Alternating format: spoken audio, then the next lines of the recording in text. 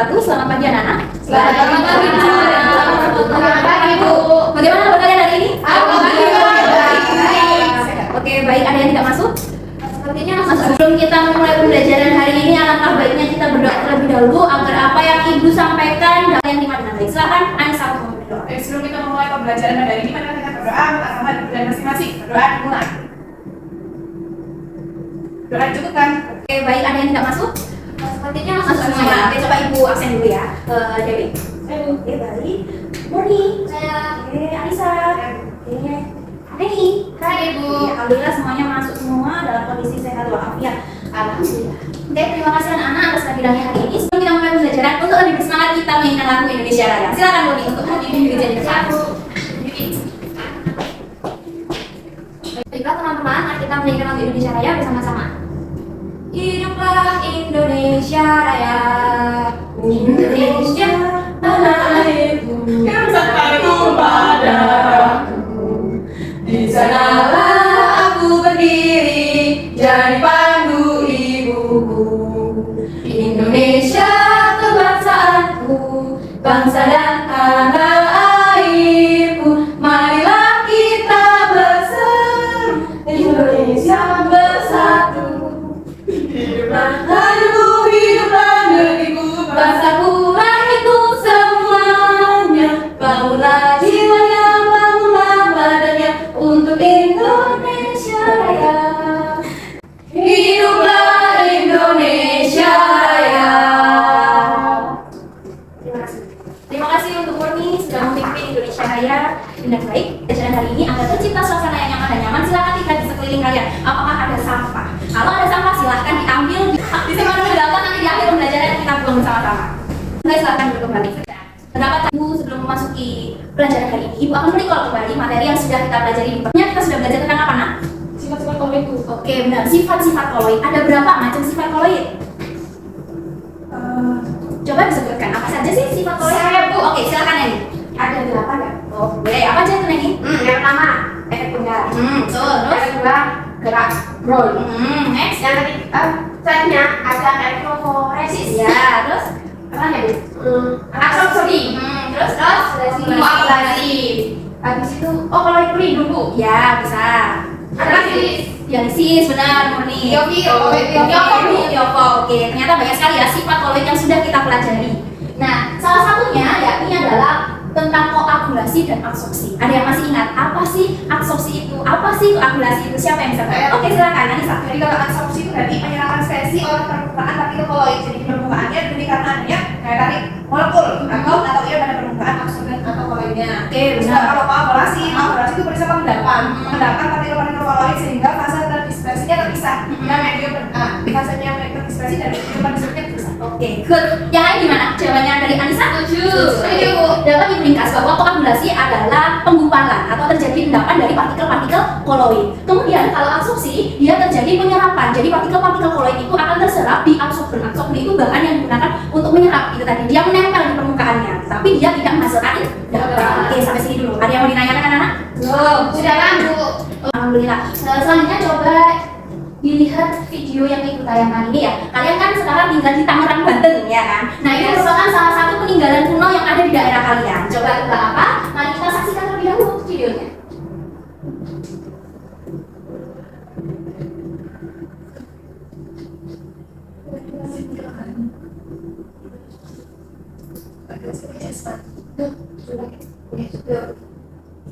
Oke, sudah dilihat? Sudah. Oke, ada yang bisa menjelaskan tentang apa video yang Ibu tampilkan barusan?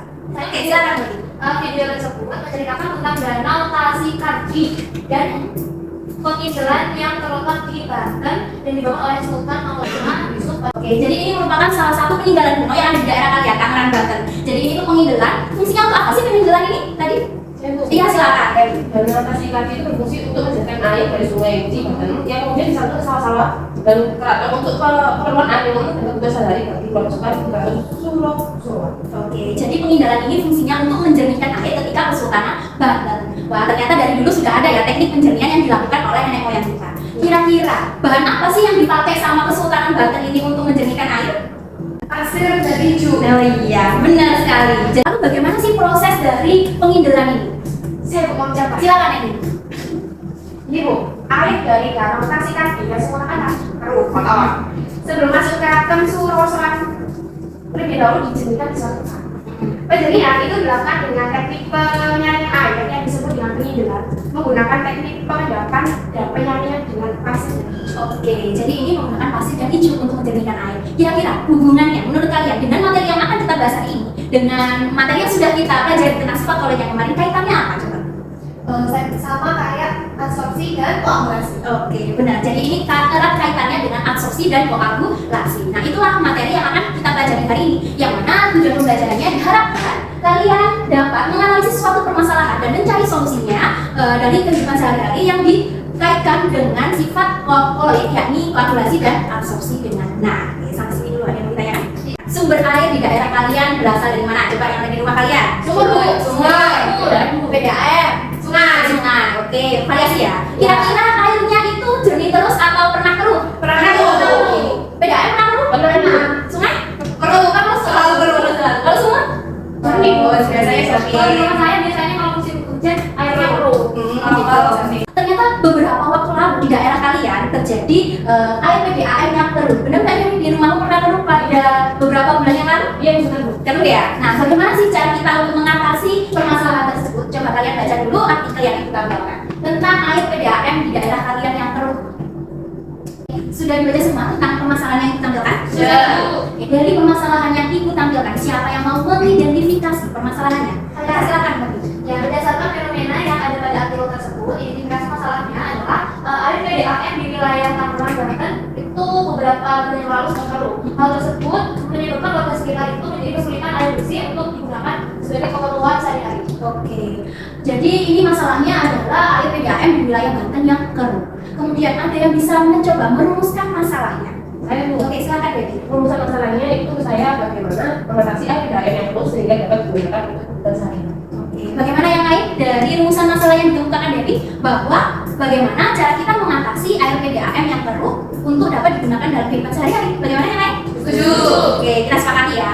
Nah, dalam pembelajaran hari ini untuk mengatasi masalah tersebut, Ibu akan membagi kalian menjadi dua kelompok berdasarkan asesmen yang sudah kita lakukan di pertemuan sebelumnya, ya kan? Kemudian selama kalian berdiskusi, Ibu akan memberikan penilaian sikap gotong royong, kemudian keaktifan kalian dalam memecahkan masalah seperti itu. Sampai sini juga ada yang ada yang mau ditanyakan?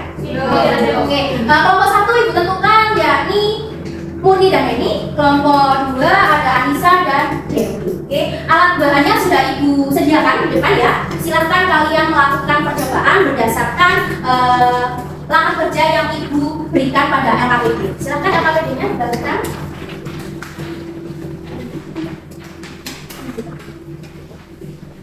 Silahkan dikerjakan, silahkan melakukan percobaan. Baik Bu.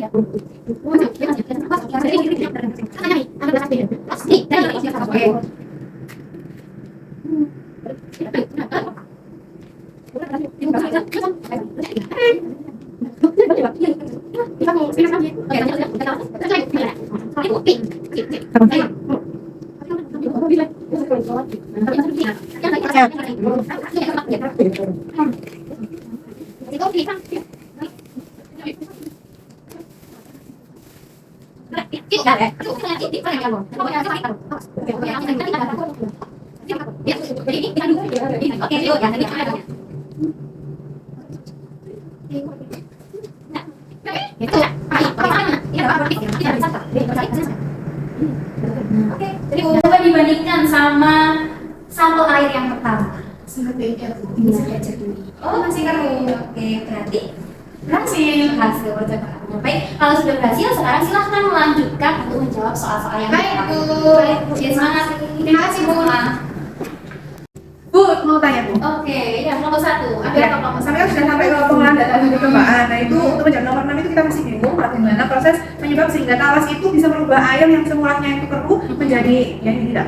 Nah, tadi kan kalian sudah melakukan percobaan. Terus kemudian kemarin sudah juga Ibu jelaskan tentang sifat-sifat polimer. Kamu coba gali lagi referensi yang lain terkait bagaimana sih tawas itu bisa menjernihkan air. Cari keterkaitannya ya. Terima kasih Bu. Baca referensi lagi. Bagaimana kelompok 2? Apa ada kesulitan? Tidak Bu, ini masih mengerjakan sampai pengolahan data. Oke, apa ada kesulitan mengerjakannya? Ada. Lumayan Bu, terbantu dengan marker. Oke, ada markernya ya. Oke, Iya. semoga membantu bisa menyelesaikan tugasnya. Oke, Iya, lanjut lagi ya. Ya Bu. Bu izin bertanya Bu. Oh iya, izin bertanya. Ini apa Murni? Ini di bagian ini Bu, bagaimana cara untuk menentukan jenis koloid dari air keruh itu Bu? Saya bingungnya itu untuk menjawab soal nomor 3 bagian mengingat kembali. Oke, coba diperhatikan. Itu kan kamu disuruh untuk menentukan jenis koloidnya. Berarti kamu ingat kembali materi yang sudah ibu terangkan kemarin tentang jenis-jenis koloid. Ada fase terdispersi dan fase pendispersinya. Oke, kalau menurut kelompok kalian, fase terdispersi dan pendispersi dari air PDAM yang kotor itu apa? Apa ya Bu? Bentar Bu, pikir. Terdispersinya pada tongkol ke daun. Benar. Pendispersinya? Pendispersinya apa ya Bu? Air. Oke, sudah benar. Nah, kalau kayak gitu, kalau terdispersinya itu adalah motor, pendispersinya air, berarti kan padatan yang terdispersi dalam cairan, gitu kan ya? Ya, Berarti jenis koloidnya apa? Oh, Nanti kalian cari ya. Anu. Oke, good. Silakan dilanjutkan, bagus. Pinter ya Bu ya, saya Bu ya. Good. Sudah? Anak-anak sekalian sudah melakukan percobaan pada hari ini tentang penjernihan air untuk menyelesaikan masalah air PDAM yang kotor di daerah kalian. Sebelum penutup, siapa yang bisa menyimpulkan pembelajaran hari ini? Oke, silakan Ansa. Ya, jadi pembelajaran hari ini disimpulkan bahwa air yang kotor itu bisa dijernihkan salah satunya dengan menggunakan sikat koloid, yaitu asumsi dan koagulasi. Dan nanti kita sudah melakukan praktikum dengan koagulasi menggunakan tawas dan absorpsinya menggunakan arak. Oke, baik. Jawabannya sudah benar sekali. Kita sampai di penghujung pembelajaran. Ada yang bisa merefleksikan bagaimana perasaannya hari ini setelah melakukan pembelajaran? Tenang Bu, Saya tahu. Oke, satu. Karena kita kan jarakan itu Bu ya. Ah. Terus saya lakukan praktikum jadi Oke. Kamu jarakan lagi ya. Oke, baik. Terima kasih atas waktunya. Kalian sudah berpartisipasi aktif, sudah bekerja sama dengan baik. Tepuk tangan dulu baik-baik. Oke, saya akhiri. Sebelum itu berdoa terlebih dahulu ya. Silakan ketua kelas sampai berdoa. baik, sebelum kita mengakhiri pembelajaran pada hari ini, setelah kita berdoa, kita agama dan kepercayaan masing-masing. Berdoa dimulai. Berdoa selesai. Oke, terima kasih anak-anakku. Semoga ilmunya bermanfaat. Wassalamualaikum warahmatullahi wabarakatuh. Waalaikumsalam warahmatullahi wabarakatuh.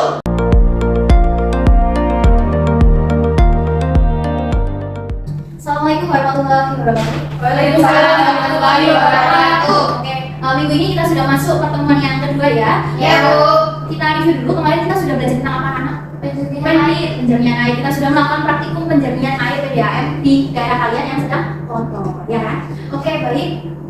Saat ini kita akan melakukan presentasi, ya kan? Kemarin ketika kalian sudah melakukan percobaan, sekarang waktunya kalian untuk menyajikan hasil presentasi. Dan di sini ibu akan menilai bagaimana kalian mengkomunikasikan hasil presentasi kalian, kemudian produk yang kalian buat, kemudian juga bagaimana tanggapan kalian kepada kelompok lain, memberi tanggapan seperti itu ya. Jadi menilai semuanya, mohon aktif. Oke, baik. Yang pertama kali maju adalah kelompok. Baik, silakan. Baik, kelompok kedua. Kelompok yang lain mohon diperhatikan.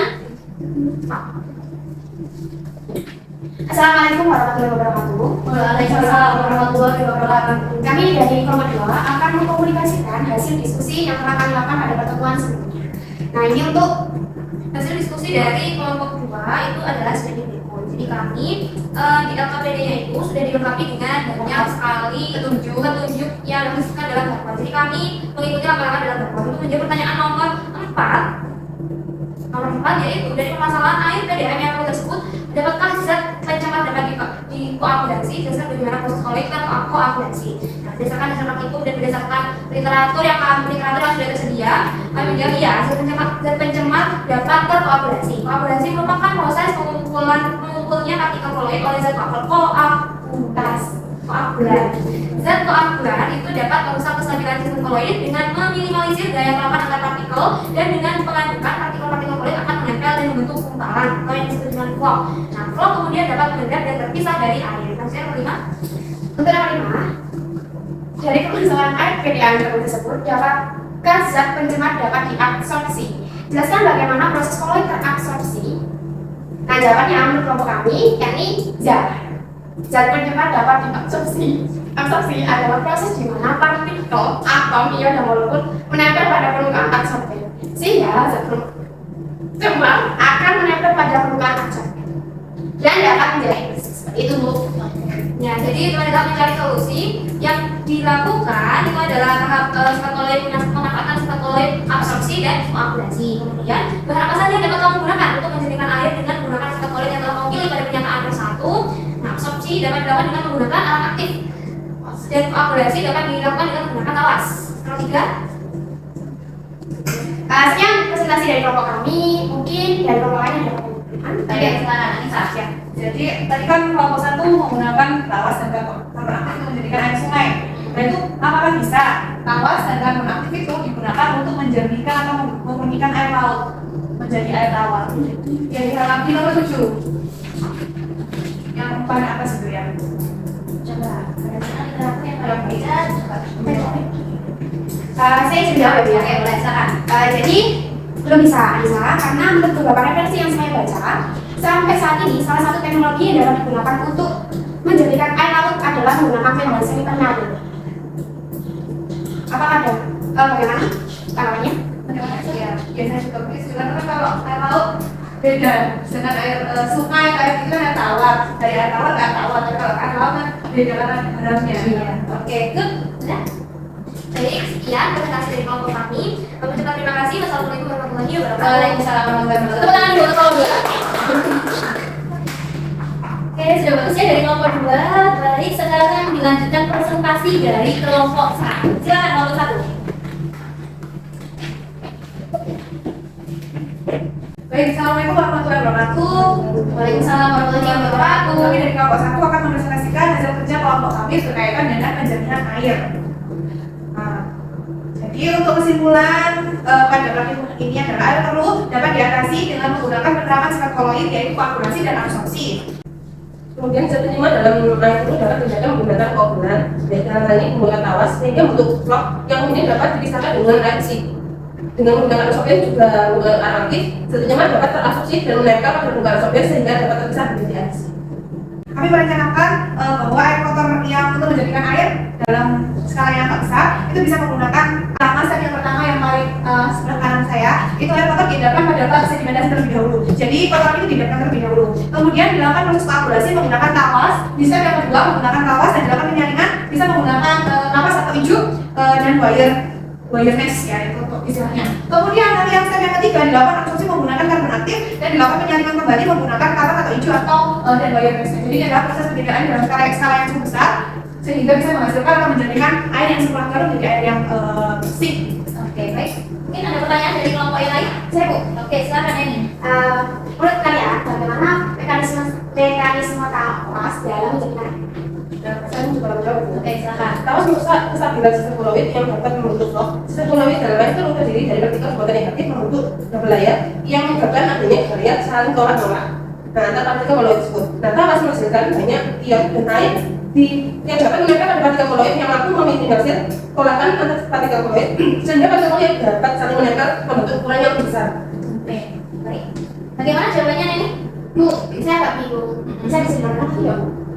Jadi intinya itu tawas itu bisa memecah kesetimbangan air yang kemudian nantinya dia akan ada gaya menolak dari antar partikelnya akan dipecah kesetimbangannya. Kemudian dia akan tergumpal. Nah itu fungsinya tawas menggumpalkan tadi.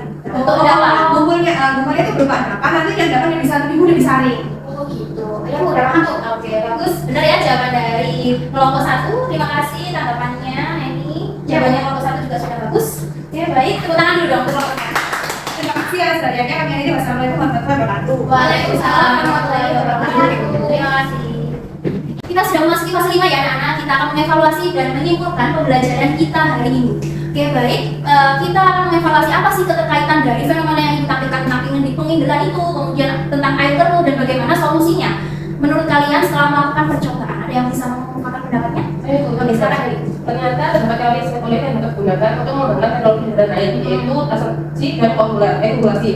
Bahkan lebih efektif dari teknologi yang digunakan di zaman Sultan segala jenis percobaan yang telah kami lakukan itu solusinya yang efektif untuk menjadikan air yang keruh adalah dengan menggunakan penerapan sifat koloid sedaran koagulasi sama absorpsi. Oke, baik. Ternyata di zaman peninggalan kuno itu nenek moyang kita sudah melakukan penjernihan air ya kan. Nah, tapi teknologinya belum canggih. Nah, dengan ada ilmu pengetahuan kita bisa melakukan penjernihan air itu menjadi lebih fleksibel, lebih cepat menggunakan teknologi itu tadi kan. Dalam hal ini kita melakukan percobaan menggunakan tawas ya kan dan air aktif. Mungkin ada yang mau ditambahkan? Oke, silakan. Nah, jadi zat hal yang menyebabkan air kamu itu dapat diedapkan menggunakan koagulan. Dalam hal ini, dalam bentuk yang telah kita lakukan itu menggunakan awas sehingga membentuk vlog yang kemudian dapat dipisahkan dari air isinya. Oke, good. Dan koagulannya tawas, absorbernya Air. Mungkin ada yang mau menambahkan? Saya. Oke, silakan. Jadi zat penyembar dalam air keruh itu juga bisa diatasi menggunakan absorber. Ya, absorber diatasi. Jadi zat penyembar dapat terabsorpsi dan menempel pada permukaan, absorber menempel pada permukaan aktifnya dan dapat terpisah dari air isinya. Oke, baik, sampai sini dulu ada yang mau ditanyakan? Belum sih, Bu. Belum Tidak ya? ada. Oke, baik, kita sampai di penghujung pembelajaran. Jadi kesimpulannya sudah kita temukan ya bahwa penjadian air bisa diatasi dengan sifat koloid. Yakni garis besarnya koloid yakni koagulasi dan absorpsi. Koagulasi berarti dia akan menggumpalkan gitu ya. Kalau absorpsi berarti dia akan menyerap kotoran itu tadi. Kita akan memberikan post test kepada kalian. Ya. Silahkan linknya dibuat terlebih dahulu. Apa, Bu? Oke, Ibu beri waktu 15 menit ya. Silakan dikerjakan secara mandiri. Oke, waktunya sudah habis. Nilainya sudah Ibu dapatkan. Nanti akan diinfokan di pertemuan selanjutnya. Oke, baik, alhamdulillah. Siapa yang bisa mengungkapkan refleksi hari ini? Ya, Bu. Oke, silakan ini. Ya, Bu, ini dari pertemuan kemarin sampai sekarang saya itu mendapatkan hal yang baru terkait dengan air itu bisa menggunakan tadi tapas dan juga alat aktif. Nah, ini ternyata konsepnya itu bisa digunakan dari masyarakat karena setahu saya dulu kan kalau kimia itu hanya tentang hitungan, kemudian ya cuma teori saja nggak dibahas dari masyarakat. Oke, baik Neni. Alhamdulillah ya ternyata materi kita hari ini bermanfaat untuk mengatasi permasalahan yang ada di lingkungan kita ya. Alhamdulillah sampai di penghujung pembelajaran hari ini. Silahkan minta tolong ketua kelas untuk memimpin doa. Baik, sebelum kita mengakhiri pembelajaran pada hari ini, mari kita berdoa untuk tambah dan masing-masing berdoa dimulai. Doa dicukupkan. Oke, terima kasih semuanya. Wassalamualaikum warahmatullahi wabarakatuh. Waalaikumsalam warahmatullahi wabarakatuh. Terima kasih, Bu.